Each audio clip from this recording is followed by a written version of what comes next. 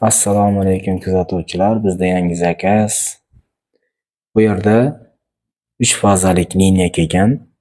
3 fazli счетчик, avtomatlar, nolovoy shinalar. Nolovoy shinalar mana ustiga yotibdi. Shitimiz kichkina. Bu shitimizni mana bu joyga qo'yishimiz kerak. Ustanovkalarni qilib bo'ldik. Kabelni kanal orqali kabellarni berkitib, chiroyli qilib olib keldik. Shitni almashtirdik.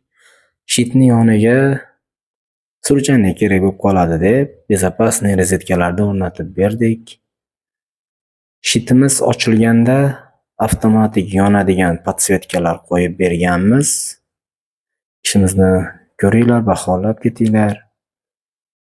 Kuzatishda davom etinglar. Rahmat katta.